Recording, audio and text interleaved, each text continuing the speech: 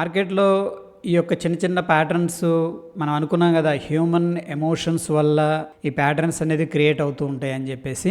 ఈ ప్యాటర్న్స్ అనేవి రిపీట్ అవుతూనే ఉంటాయి. బట్ మనకి చాలా స్టాక్స్ ఉన్నాయి. వాటిలో కొద్దిగా వీటిని మనం ఐడెంటిఫై అనేది చేయగలిగితే based on the technical analysis డెఫినెట్గా ఏంటంటే మంచి రిజల్ట్స్ అనేది ఇస్తాయి. అందులో ఎటువంటి సందేహం అనేది లేదు. సో చాలాసార్లు మనం ప్రూవ్ చేసుకున్నాం. మన టెలిగ్రామ్లో కూడా ఎక్సలెంట్ అప్డేట్స్ అయితే చేసుకున్నాం. ఈరోజు ఏంటంటే వెరీ ఇంట్రెస్టింగ్ చార్ట్ ప్యాటర్న్ అంటాం దీన్ని.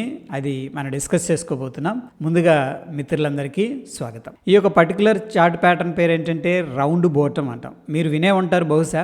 దీంట్లో ఏంటంటే సింపుల్ టెక్నిక్స్ అనేది మనం యూజ్ చేసుకుంటే ఈ యొక్క ప్యాటర్న్ని ఐడెంటిఫై చేయడంతో పాటు వ్యాలిడేషన్ చేయడం కూడా జరుగుతుంది. వ్యాలిడేషన్ అనేది very very important. Okay, so without due time ఏంటంటే మనం ఈ యొక్క సెషన్ అనేది బిగిన్ చేసుకుందాం. ముఖ్యంగా ఏంటంటే మనకి మార్కెట్ బోటం ఎప్పుడు క్రియేట్ అవుతుంది? రౌండింగ్ బోటం అంటే దాని పేరులో ఉంది రౌండింగ్ అనేది. ఒక హై అనేది క్రియేట్ అయింది. ఫర్ ఎగ్జాంపుల్ అనుకుందాం 100 రూపీస్ దగ్గర. అక్కడ నుంచి కూడా మార్కెట్ ఏమవుతుందంటే స్లోగా డిక్లైన్ అవుతూ వచ్చింది. డిక్లైన్ అవడం అంటే కిందకి రావడం, వచ్చి మళ్ళీ స్లోగా ఏమైందంటే గ్రాడ్యువల్గా ఇంక్రీజ్ అయింది.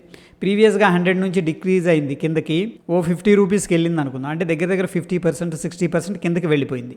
వెళ్ళిన తర్వాత మార్కెట్ గ్రాడ్యువల్గా మళ్ళీ పైకి రావడం, ఈ యొక్క 100 ఏదైతే ఉందో ఆ యొక్క 100 లెవెల్ని క్రాస్ చేస్తుంది. దాన్ని మనం సింపుల్గా చెప్పాలి అంటే బ్రేక్అవుట్ అంటాం. ఈ యొక్క ఎప్పుడైతే క్రాస్ చేస్తూ ఉందో మనం ఐడెంటిఫై అనేది చేయగలగాలి అనమాట.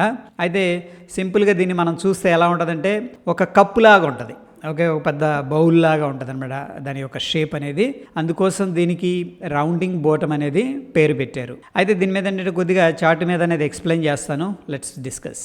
సో ఫర్ ఎగ్జాంపుల్ మనం ఇక్కడ పాయింట్ దగ్గర అబ్జర్వ్ చేస్తూ ఉన్నాం. మార్కెట్ ఏమైందంటే డిక్లైన్ అయింది. డిక్లైన్ అయ్యి మళ్ళీ ఏంటంటే రైజ్ అయింది. రైజ్ అయిన తర్వాత ఈ యొక్క ఏదైతే పాయింట్ ఉందో ఆ పాయింట్ను రీచ్ అయింది. ఓకే, రీచ్ అయిన తర్వాత ఇక్కడ నుంచి కూడా మార్కెట్ అనేది ఎప్పుడైతే క్రాస్ అనేది జరుగుతుందో దీన్నే సింపుల్గా ఏంటంటే మనం బ్రేక్అవుట్ అంటాం. ఈ యొక్క బ్రేక్అవుట్ జరుగుతుంటే మనం ఈ పాయింట్ దగ్గరగానే ఐడెంటిఫై చేయగలిగితే మనం ఏంటంటే బ్రేక్అవుట్ ట్రేడ్ అనేది తీసుకోవచ్చు. చాలా పవర్ఫుల్గా మొమెంటం అనేది చాలా స్ట్రాంగ్గా ఉంటుంది ఈ యొక్క పర్టికులర్ ప్యాటర్న్లో అనమాట. అండ్ ఇక్కడ మనకు చూస్తుంటే కైండ్ ఆఫ్ బౌల్ షేప్లో కనిపిస్తుంది ఇది.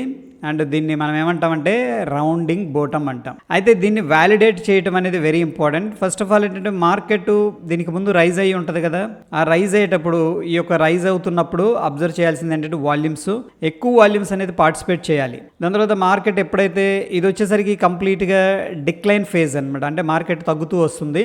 తగ్గుతున్నప్పుడు ఏంటంటే వాల్యూమ్స్ తక్కువగా పార్టిసిపేట్ చేయాలి. అంటే చాలా తక్కువ వాల్యూమ్స్ అనేది ఇక్కడ మనకి పార్టిసిపేట్ జరుగుతున్నట్టు కనిపిస్తుంది. దాని తర్వాత ఎప్పుడైతే ఇక్కడ మళ్ళీ ఇది రైజ్ అవుతుందో ఈ యొక్క సెకండ్ లెగ్ అనుకోవచ్చు, బోటం అనేది క్రియేట్ చేసింది. ఆల్మోస్ట్ ఈ లెవెల్ వచ్చేసరికి మనకి బోటం అనమాట. ఇక్కడ నుంచి మార్కెట్ ఎప్పుడైతే రైజ్ అవుతుందో వాల్యూమ్స్ అనేది స్లోగా పికప్ అనేది జరగాలి. సో ఇక్కడ వాల్యూమ్స్ రైజ్ అయినాయి. దాని తర్వాత డిక్లైన్ అయినప్పుడు వాల్యూమ్స్ డిక్రీజ్ అయినాయి. ఓకే, దాని తర్వాత మార్కెట్ ఎప్పుడైతే రైజ్ అవుతుందో మళ్ళీ ఏంటంటే ఇంక్రీజ్ అనేది అవుతున్నాయి అనమాట. ఈ యొక్క హోల్ కాన్సెప్ట్ని మనం టెక్నికల్గా అబ్జర్వ్ అనేది చేయగలిగితే ఏంటంటే మనకి ఈ యొక్క బ్రేక్అవుట్ అనేది మంచి మొమెంటం అనేది ఇచ్చే అవకాశం ఉంది. ఈవెన్ వన్ డే లో కూడా 5% నుంచి 20% అనేది రిటర్న్ కూడా వస్తుంది డెఫినెట్గా. ఓకే, కొన్ని ఎగ్జాంపుల్స్ అనేది చూద్దాం. ఇది మనకి ప్రైస్ డిక్లైన్ అయింది అండ్ దాని తర్వాత ఏంటంటే బోటం అనేది క్రియేట్ అయింది. దాని తర్వాత ప్రైస్ అనేది రికవరీ అయిందని చెప్పొచ్చు.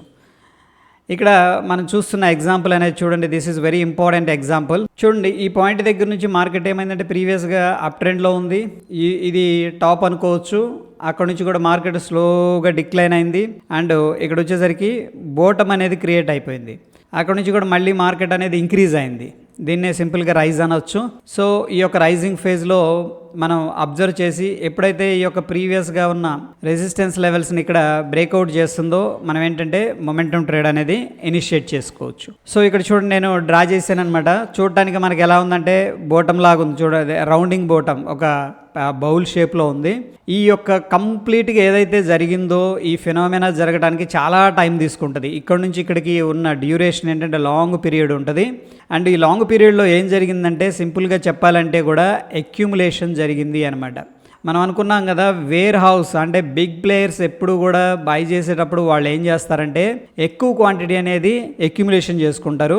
ఈ అక్యుములేషన్ ఏంటంటే చాలా చీప్ ప్రైస్లో అక్యుములేషన్ చేసుకుంటారు అన్నమాట, అంటే బై చేస్తారు. వన్స్ ఏంటంటే వాళ్ళ దగ్గర ఎనఫ్ క్వాంటిటీ అనేది ఉన్నప్పుడు వాళ్ళు ఈ యొక్క కంట్రోల్ తీసుకోగలం ఈ యొక్క పర్టికులర్ స్టాక్ని అనుకున్నప్పుడు ఏంటంటే ఎప్పుడైతే మార్కెట్ హై ఫార్మేషన్ అనేది జరుగుతూ పైకి వస్తుందో వాళ్ళు ఏంటంటే సప్లైని షార్టేజ్ చేస్తారనమాట. ఓకే, సెల్లింగ్ని షార్టేజ్ చేస్తారు. సెల్ ఆటోమేటిక్గా షార్టేజ్ అయినప్పుడు ఏంటంటే ఇక్కడ డిమాండ్ అనేది క్రియేట్ అవుతుంది ఆటోమేటిక్గా. అంతే కదా, ఇప్పుడు మనకి ఏదైనా ప్రోడక్ట్ ఉంది, ఆ ప్రోడక్ట్ని మార్కెట్లో ఎక్కడ అవైలబుల్ లేదంటే దానికంటే ప్రైసెస్ పెరిగిపోతాయి. ఓకే, అది టెంపరీ డిమాండ్.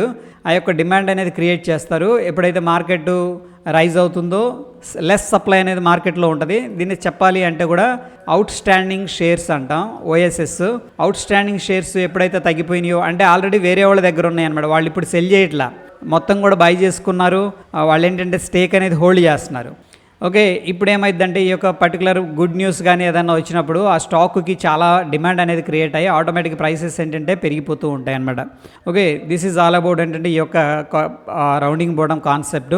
ఒకవేళ మనకి రౌండింగ్ బోటం కన్ఫ్యూజన్గా ఉంది అనుకుంటే కూడా మనం చార్ట్ని ఏం చేయొచ్చు అంటే లైన్ చార్ట్లా కన్వర్ట్ చేయొచ్చు. ఓకేనా, ఇక్కడ మనం కన్వర్ట్ చేసింది ప్రీవియస్గా ఉందేమో జపనీస్ క్యాండిల్ స్టిక్స్, ఇప్పుడు లైన్ చార్ట్లా కన్వర్ట్ చేసాం. ఈ యొక్క పర్టికులర్ పాయింట్ నుంచి మనకు క్లియర్గా ఏంటంటే లైన్ చార్ట్స్ కూడా చూసుకుంటే కూడా బోటం అనేది క్రియేట్ అవుతుంది. అయితే మనం అనుకున్నట్టు ఈ యొక్క పాయింట్ దగ్గర చూసుకున్నట్టయితే హై అనేది క్రియేట్ అయింది. దానికి ముందు వాల్యూమ్స్ బాగున్నాయి చూడండి. దాని తర్వాత మార్కెట్ ఎప్పుడైతే డౌన్ ఫేజ్ అనేది వచ్చిందో ఈ పాయింట్ దాకా వాల్యూమ్స్ చాలా తక్కువ పార్టిసిపేట్ చేసినాయి. అండ్ బోటం దగ్గర అయితే ఇంకా అసలు డ్రై అయిపోయినాయి అనమాట. అఫ్కోర్స్ ఈ స్టాక్లో తక్కువగానే ఉన్నాయి, బట్ ఓవరాల్గా మనం కంపేర్ చేసుకుంటే ఇక్కడ బాగానే ఉన్నాయి, కొద్దిగా పర్లేదు ఇక్కడ. ఓకే, ఇక దగ్గరకు వస్తున్న కొద్ది బోటంకి వాల్యూమ్స్ అనేది డిమినిష్ అయిపోయినాయి.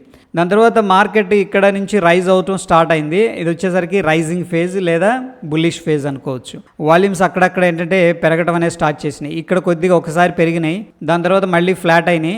ఇక్కడ నుంచి వాల్యూమ్స్ అనేది స్టార్ట్ అయిపోయినాయి అనమాట. ఈ పాయింట్ దగ్గర నుంచి వాల్యూమ్స్ అనేది రైజ్ అవడం అనేది స్టార్ట్ చేశారు. దీని మీనింగ్ ఏంటంటే బయర్స్ అనేవాళ్ళు ఇంట్రెస్ట్గా ఉన్నారు అని చెప్పేసి అర్థం అనమాట. అయితే ఫ్రెండ్స్, ఇక్కడ మనకి ఈరోజు ఈ యొక్క పర్టికులర్ స్టాక్ ఏంటంటే ప్రకాష్ పైప్స్, ఏదైతే మనం ఇప్పటిదాకా చార్ట్ డిస్కస్ చేసుకున్నామో అది వచ్చేసరికి ప్రకాష్ పైప్స్ అనమాట. ఇంట్రాడేలో ఒక్కసారి దగ్గర 8% రిటర్న్ అనేది రావడం జరిగింది అప్డేట్ చేసిన ప్రైస్ దగ్గర నుంచి కూడా. సో ఇక్కడ మనకి అప్డేట్ చేసుకున్న టైం వచ్చేసరికి 9:37 అనమాట. ఓకే, ఎనీహౌ ఈ యొక్క పర్టికులర్ స్టాక్ అనేది మనం చూసుకున్నట్టయితే 9:37 నుంచి కూడా నేను డ్రా చేశాను. ఈ యొక్క పాయింట్ దగ్గర ఏంటంటే అప్డేట్ చేసుకున్నాం. ఎందుకంటే మనకి ఫస్ట్ 15 మినిట్స్ క్యాండిల్ అట్లీస్ట్ ఏంటంటే క్లోజింగ్ అనేది ఇవ్వాలి అని చెప్పే ఉద్దేశంతో ఏంటంటే మనం ఏంటంటే వెయిట్ చేయడం అనేది జరిగింది.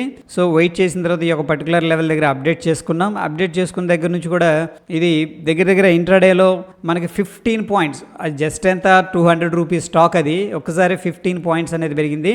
ఇన్ టర్మ్స్ ఆఫ్ పర్సంటేజ్ కన్నా మనం చూసుకున్నట్టయితే దీంట్లో ఏంటంటే 7.37% అనేది ఇంక్రీజ్ అయిందనమాట. ఓకే, సో జనరల్గా ఇంట్రాడేలో 1%, 0.5%, 2% అనేది రావడం అనేది చాలా గ్రేట్, గొప్ప విషయం.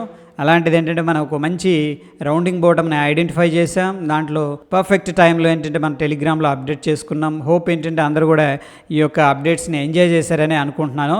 సో ఈ విధంగా ఏంటంటే టెక్నికల్ అనాలిసిస్ అనేది మన ఛానల్లో ఎప్పటికప్పుడు మీకు అప్డేట్ చేయబడుతూ ఉంటుంది. డెఫినెట్గా మనం ముందుకెళ్ళాలి, మార్కెట్లో సర్వైవ్ అవ్వాలి, మార్కెట్ నుంచి ప్రాఫిట్స్ అనేది తీసుకోవాలి అనుకుంటే కూడా ఈ యొక్క టెక్నికల్ అనాలిసిస్ మనం ఏదైతే అప్డేట్ చేసుకుంటున్నామో మన ఛానల్లో మీకు చాలా హెల్ప్ అవుతుంది. అండ్ మోరోవర్ ఏంటంటే చాలామంది సబ్స్క్రైబ్ చేసుకున్నారు కానీ పక్కనే ఉన్న బెల్ బటన్ అనేది ప్రెస్ చేయలేదు. అందుకని ఏంటంటే మీకు ఇంపార్టెంట్ చార్ట్స్ కానీ నోటిఫికేషన్స్ కానీ మిస్ అవుతున్నారు. సో దయచేసి ఏంటంటే ఆ యొక్క బెల్ బటన్ అనేది ప్రెస్ చేయండి. కొత్త వాళ్ళు చూసి సబ్స్క్రైబ్ చేసుకోకపోతే తప్పకుండా సబ్స్క్రైబ్ చేసుకోండి. డెఫినెట్గా ఏంటంటే మీకు ఈ ఛానల్ ద్వారా వచ్చే కంటెంట్ ప్లస్సే అవుతుంది. ఓకే, అందులో ఎటువంటి డౌట్ కూడా లేదు. ఓకే, మరొక ఎపిసోడ్లో మళ్ళీ కలుసుకుందాం ఫ్రెండ్స్. Stay tune. ధన్యవాదాలు.